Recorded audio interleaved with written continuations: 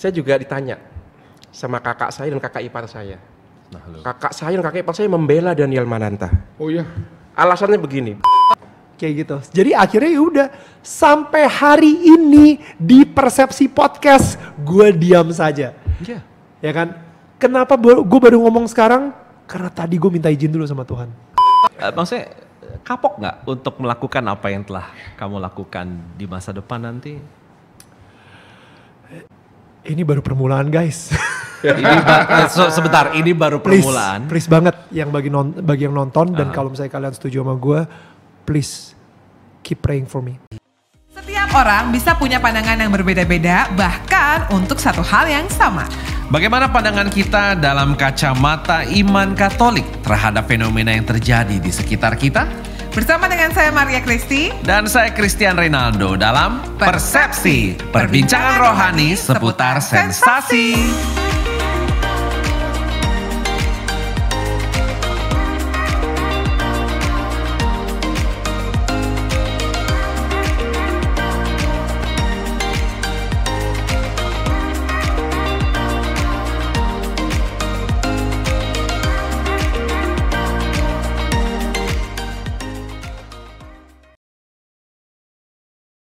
Ya, itu kayak semacam wake up call gitu. Silakan promote. Ya, yang disampaikan Daniel Mananta itu yang paling penting, pesannya itu loh. Ya, pesannya itu.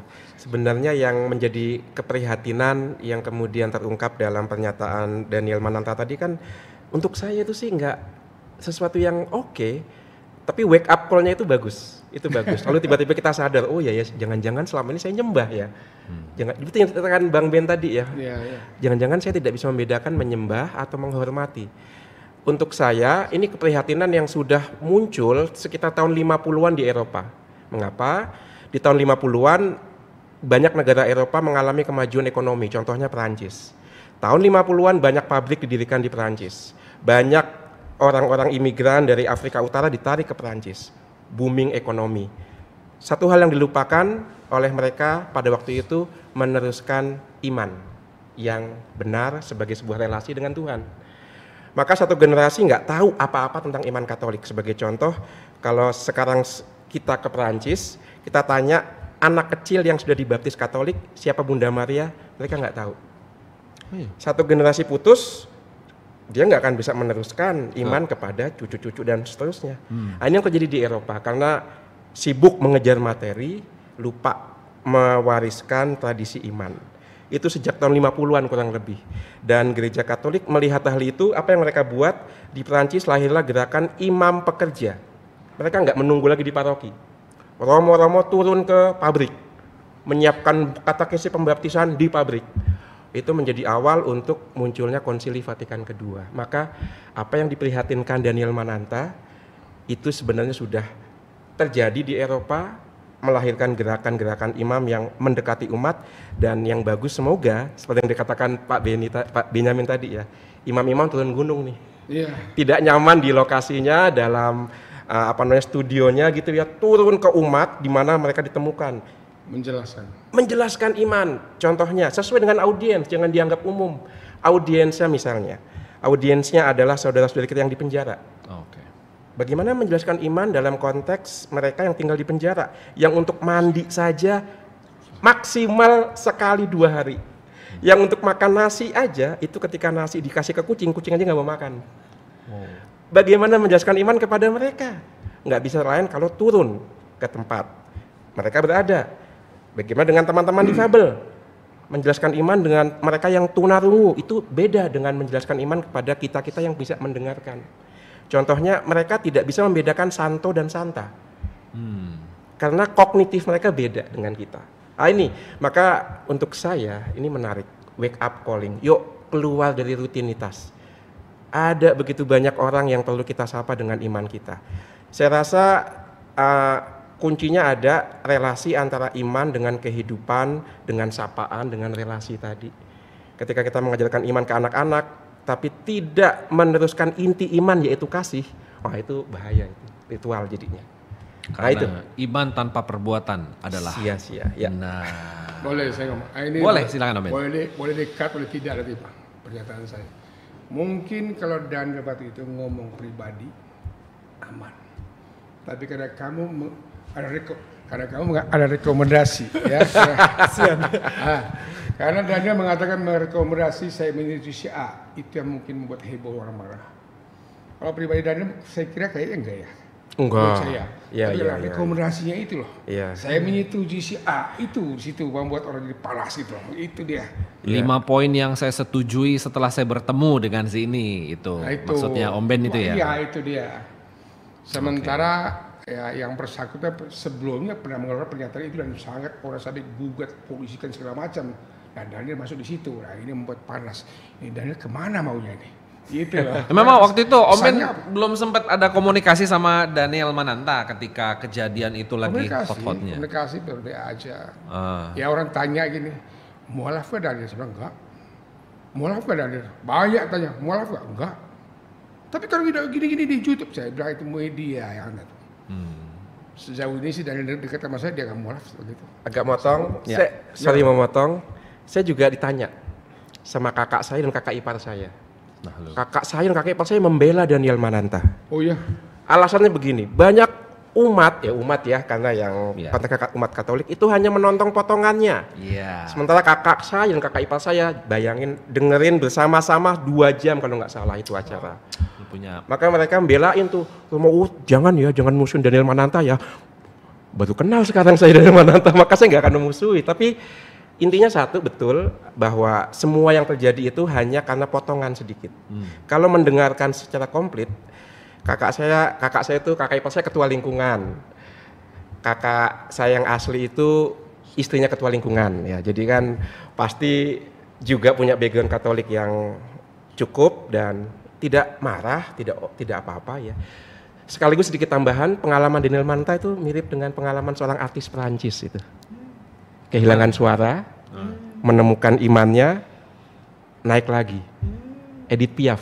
Oh, Kalau tahu ya lagunya Reformi Argentina, bukan ya? bukan, yang buat itu soundtracknya film Inception itu loh. Ne Regrette Rien.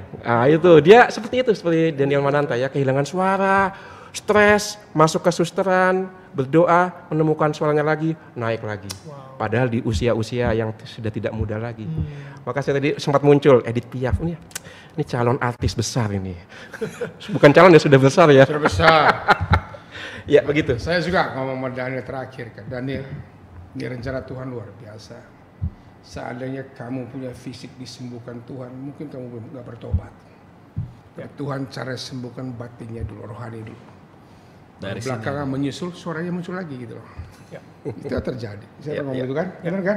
Benar nggak? Betul. Nah, itu. Ya inilah yang namanya diskusi iman, listeners. Jadi bagaimana kejadian-kejadian dalam hidup itu jangan cuma dipandang dari satu kacamata aja. Oh, dari titik ini. Tapi kadang maknanya itu baru kelihatan setelah berjalan beberapa lama. Ketika kita nengok ke belakang, oh maksudnya Tuhan tuh dulu dengan kejadian itu di hidup saya tuh begitu ya. Kurang lebih sih seperti itu. Tapi yang saya mau tanya ke Daniel, nggak mungkin lah ketika waktu itu lagi rame-ramenya, you didn't hear anything. Pasti denger lah dari staff, mungkin dari manajer, atau kemudian baru lu lihat sendiri scroll. Apa yang waktu itu ada di benak lu, bro? Wow. Oke, good.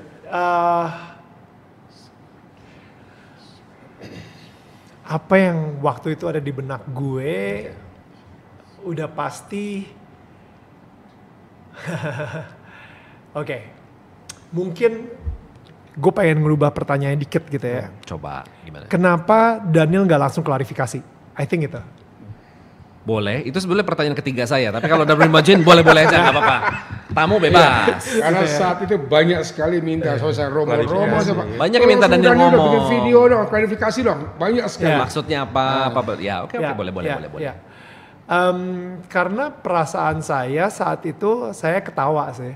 Saya ketawa itu bukan karena ngeremehkan situasi atau apapun, tapi saya ketawa karena ini kok Tuhan lucu banget ya. Ini Tuhan lucu banget. Ya, oh iya dan ini lebih lucu lagi. Karena yang megang Instagram saya itu kan ada asisten saya tuh Kristi di situ ya tadi ya. Si Kristi itu kebetulan lagi kena COVID. Jadi dia kita nggak ke kantor, dia nggak megang apa-apa, dan tiba-tiba membeludak. Notifikasi ya. Ada apa nih, engagementnya Daniel tiba-tiba jadi naik banget. What have I done? Padahal gue lagi kena COVID gitu. si Kristinya. Nah, akhirnya that was I think God has such a good sense of humor. Jadi pas saat itu kebetulan kita juga lagi meeting juga. Gue emang lagi bikin program judulnya Ayah Bagaimana Bila Aku. Itu ada satu playlist terbaru dari Daniel Mananta Network. Nah, jadi ada satu video yang akan gue posting di Instagram. Dan gue akan posting itu mungkin hari itu juga ya, karena kita abis meeting kita ya. Okay, anyway. Lalu gue bikin satu video itu tentang Ayah Bagaimana Bila Aku, tentang di Indonesia ternyata adalah negara ketiga di dunia yang dibilang fatherless country. Fatherless country. Nah, abis itu gue bikin satu video lagi tentang klarifikasi. Gue bilang openingnya nih ya, wah guys, tadi pagi pas begitu gue bangun, gue kaget banget, banyak banget notifikasi yang bla bla bla bla bla bla bla. Oke, gue bikin video klarifikasi tersebut mungkin 3 menit, 3 atau 4 menit gitu. Udah dibikin nih. Udah dibikin. Udah jadi nih. Udah jadi. Ya udah, seperti biasa, gue kirim itu ke Google Drive. Nanti si Kristi yang bakal download, abis itu dia yang bakal ngedit, abis itu diupload, gitu kan, dirapiin, dia masukin lagu lah atau apapun. Nah,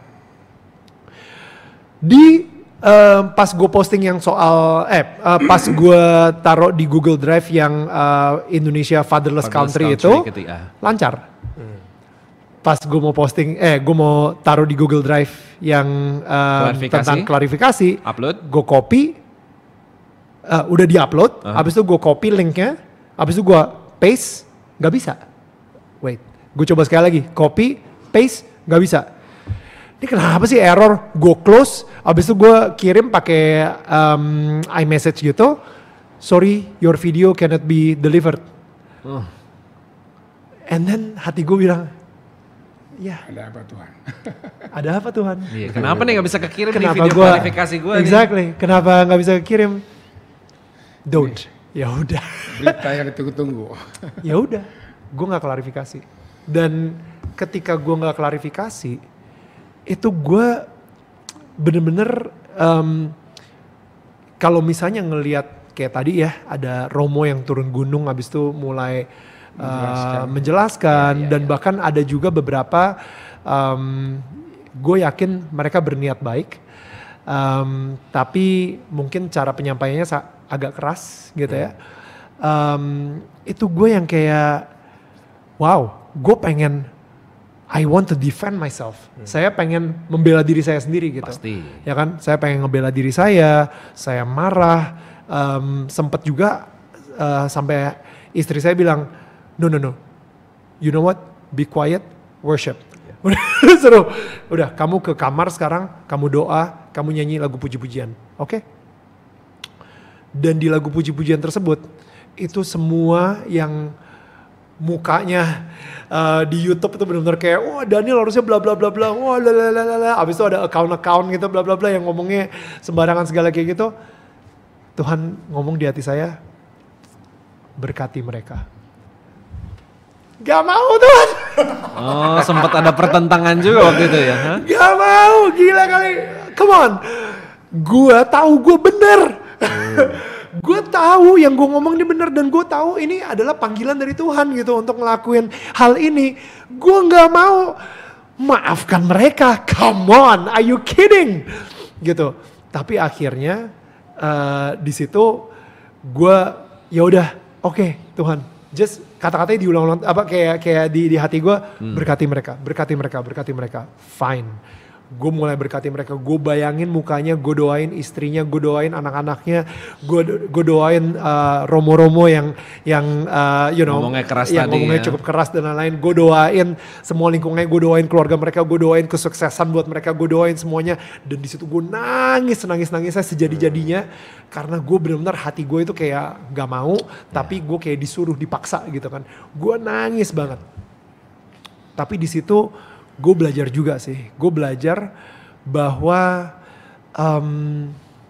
pertama, gue bersyukur banget. Mungkin gak sebanding karena ini kecil sekali. Tapi ketika Yesus lagi diserang sama Farisi, sama Saduki, sama Roman gitu ya, orang-orang Romawi. Dan dia diem aja, seperti layaknya domba yang udah mau disembelih gitu. Itu gue ngerasain saat itu. Kayak, aduh Tuhan, gue pengen banget loh ngebela diri gue. Ketika dia diludahin, dia diem aja. Dan gue ngerasain itu semua. Dan gue ngerti kenapa Yesus bisa ngerasain itu juga. Karena kekuatan Tuhan itu memampukan kita untuk endure, untuk ngelewatin dan untuk bisa kuat ngelewatin caci maki, ludahan-ludahan dan serangan-serangan tersebut gitu. Kalau misalnya gue gak berpegang sama Tuhan, mungkin gue udah gak kuat kali. Gue benar-benar udah stres banget. Nah yang kedua, gue adalah seorang pelayan Tuhan. Dan gue yakin juga orang-orang yang menyerang gue adalah pelayan Tuhan juga. Kita sesama pelayan, jangan saling serang. Biar tuannya yang berurusan sama pelayannya. Kalau misalnya gue salah, Tuhan yang akan ngomong sama gue langsung, Tuhan yang akan benar-benar mendisiplinkan gue. Dan disitulah gue akan mencoba untuk terus berdoa untuk semua pelayan-pelayan Tuhan lainnya. Karena gue yakin banget di mata mereka pun mereka juga sedang melayani Tuhan dengan menyerang gue. But it's okay. Let God deal with his servants and I will deal with my master. Kayak gitu. Ya silakan Pak Ben. Ya saya tadi yang Daniel mengatakan Tuhan akan nasihat saya langsung, ngomong saya langsung. Itu ada dua, itu juga benar. Tapi Tuhan juga pakai sesama manusia untuk menasihati antar kita, kan kita kerja. Setuju Pak Ben. Ya. Jadi saya sendiri emang udah ada di circle saya. Bisa yang pakai, orang pakai istri lah, pakai betul, siapa, kan gitu kan. betul. Yang orang-orang yang bakal dipakai sama, dan itu saya sangat dengerin banget, 100%, 100% saya dengerin. Tapi untuk out circle saya, yang nggak kenal saya, yang you know, cuman sepintas lalu mungkin. exactly. Dan mereka juga kebakar juga sama hoax ini gitu misalnya. Ya udah, saya nggak akan pusingin gitu. Biar Tuhan yang bakal deal sama mereka. Tapi untuk inner circle saya, udah pasti saya akan sangat submit ke mereka.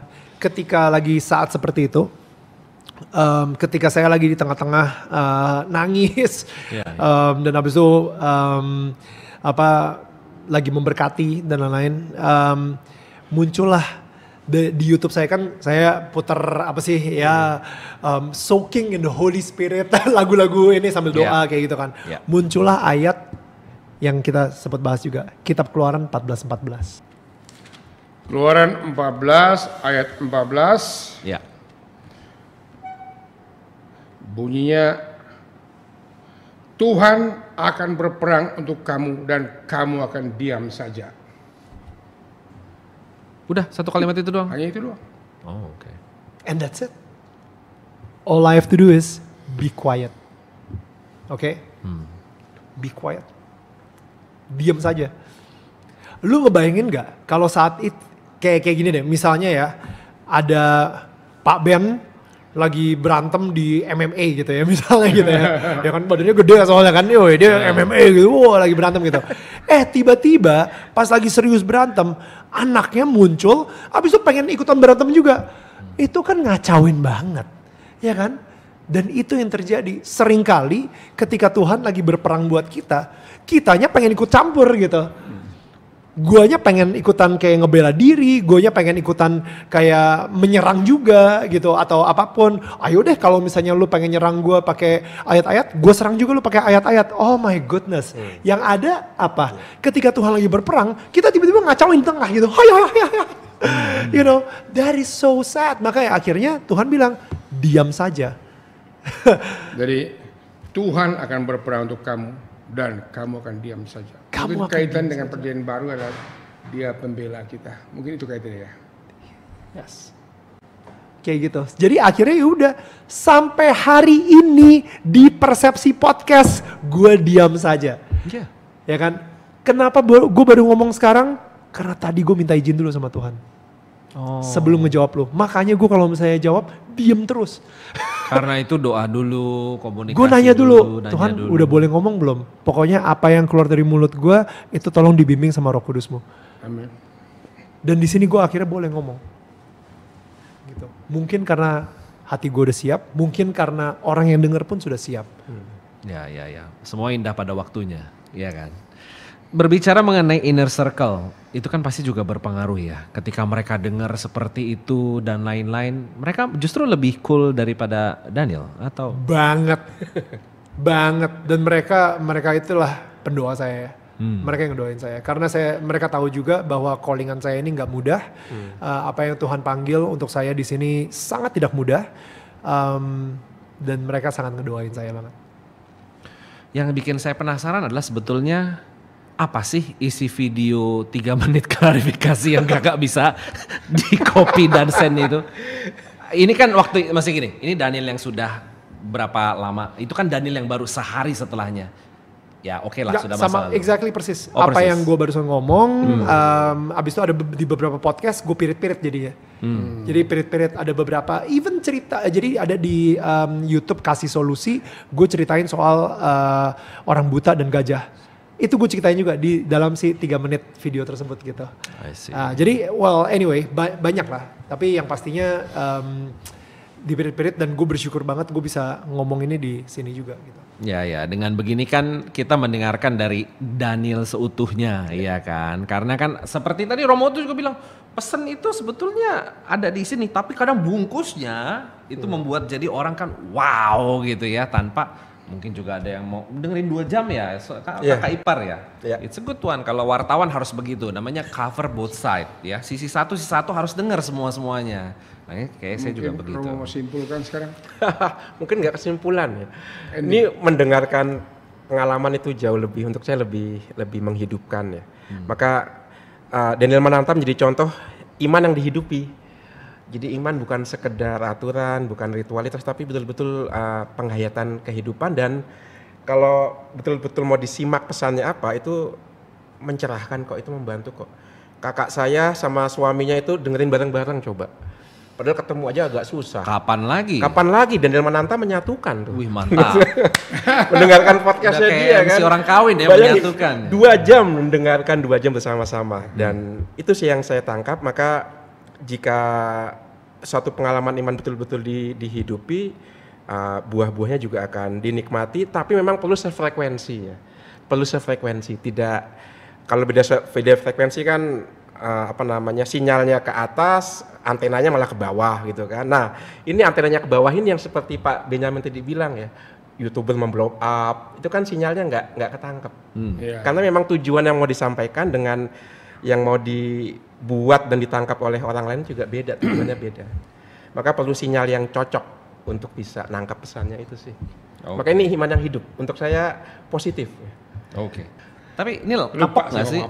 Maksudnya kapok nggak untuk melakukan apa yang telah kamu lakukan di masa depan nanti?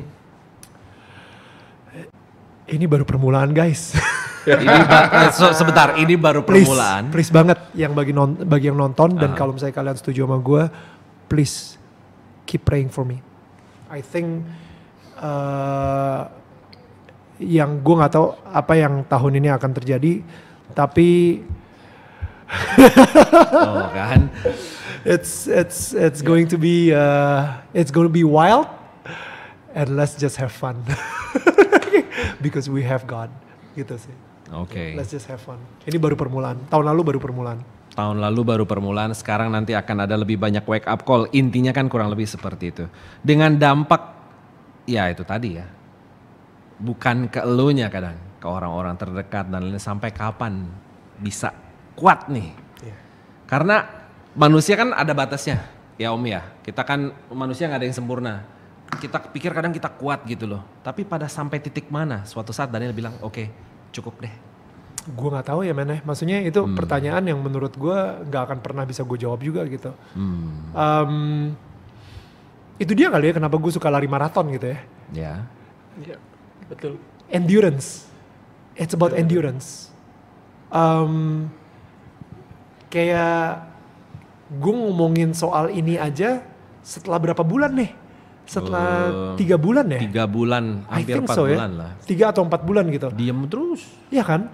Endurance. Tapi orang-orang yang udah kayak pull their hair gitu ya, kayak ini kapan sih klarifikasinya? Itu mereka udah nyerah gitu. Udah kayak yang hate comment juga udah mulai nyerah gitu. Udah bosan dan nggak dapet tanggapan soalnya. Exactly. So it's all about endurance. Kenapa gue suka lari maraton? Karena gue bisa pace myself. Dan gue tidak terburu-buru.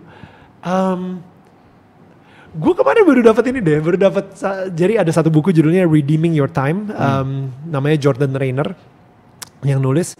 Dia bilang gini, kalau misalnya Buddhis itu punya disiplinnya sendiri, misalnya bela dirinya orang Buddha itu apa sih? Kayak misalnya judo gitu misalnya, kungfu gitu ya, lupa saya ya.